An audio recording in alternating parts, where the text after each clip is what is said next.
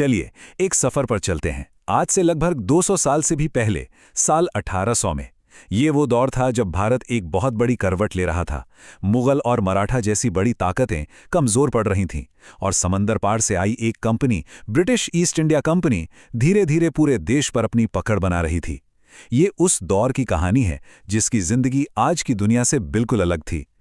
तो सवाल ये उठता है कि उस दौर में, मतलब 1800 के भारत में, एक आम इंसान की जिंदगी वो असल में थी कैसी?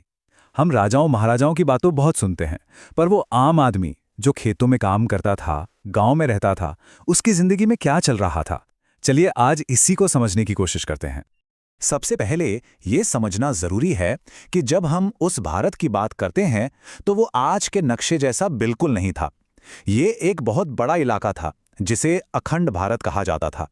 सोचिए, पश्चिम में अफगानिस्तान से लेकर पूरब में म्यांमार तक, ये सब एक ही भूभाग का हिस्सा था। और इतने बड़े इलाके में आबादी कितनी थी? अंदाजन 17 करोड़। जी हां, सिर्फ 17 करोड़। आज सुनने में ये भले ही कम लगे, पर उस जमाने के हिसाब से ये एक बहुत बड़ी आबादी वाला क्षेत्र माना जाता था। तो चलिए सबसे पहले उस दौर की सियासत को समझते हैं कि सत्ता किसके हाथ में थी और कैसे पूरा खेल बदल रहा था। उस वक्त हिंदुस्तान की सियासत में दो बड़ी ताकतें थीं। दिल्ली में मुगलों का बस नाम का राज रह गया था, जबकि मराठा एक बहुत बड़ी शक्ति बनकर उभरे थे। लेकिन इन दोनों में सबसे बड़ी कमजोरी थी इनकी आपसी दुश्मनी। ये एक दूसरे से ही लड़ते रहे और इसका सीधा फायदा उठाया अंग्रेजों ने। अब बात करते हैं अंग्रेजों की। उनका भारत में आना कोई इत्तेफाक नहीं था, ये एक बहुत ही सोची समझी लंबी कहानी थी। देखिए, 1608 में वो व्यापारी बनकर आए थे, लेकिन धीरे धीरे 100-125 साल में उन्होंने अपनी ताकत बढ़ाई, लड़ाइयाँ लड़ी, संधियाँ की और आखिरकार वो भारत के मालिक बन बैठे।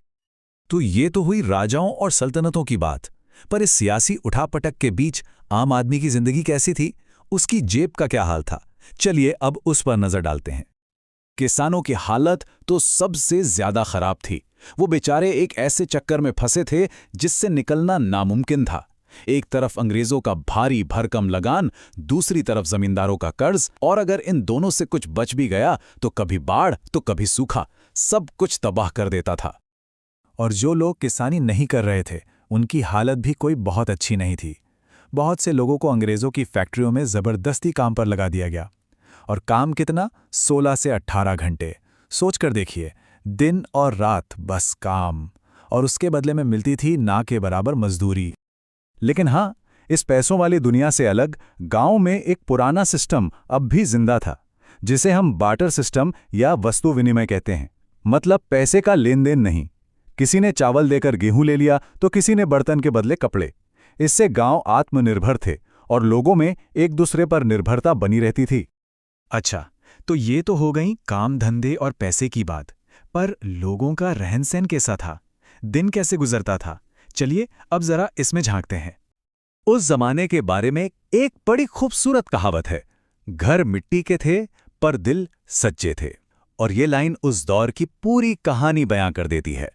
हो सकता है भौतिक चीजों की कमी हो, पर लोगों में आपसी जुड़ाव और ईमानदारी बहुत थी।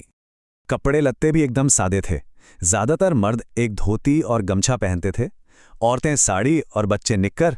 हाँ, कुछ अमीर जमींदार या वो लोग जो अंग्रेजों के साथ उठते बैठते थे, वो शर्ट पहनने लगे थे, पर यह बहुत कम था। लोगों की जिंदगी ना पूरी तरह से सूरज के हिसाब से चलती थी।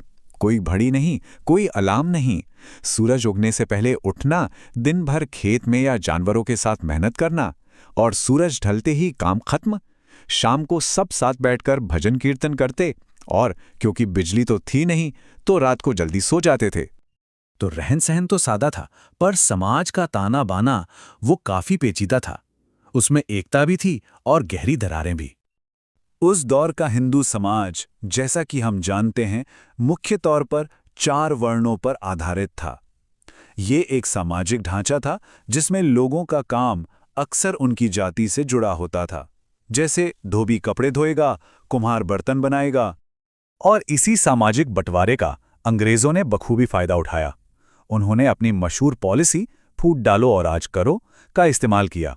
उन्होंने जाति और धर्म के नाम पर लोगों के बीच की दूरियों को और बढ़ाया ताकि वो आपस में ही लड़ते रहें और अंग्रेजी हुकूमत मजबूत होती रहे। अब बात करते हैं पढ़ाई लिखाई की, और यहाँ के आंकड़े तो सच में चौंकाने वाले हैं। सोचिए, मर्दों में सिर्फ 10% लोग पढ़ लिख पाते थे और महिलाओं में बस 1%। जी हाँ, 1%। शिक्षा में इतना बड़ा अंतर था। लेकिन इसमें भी एक बड़ी दिलचस्प बात है।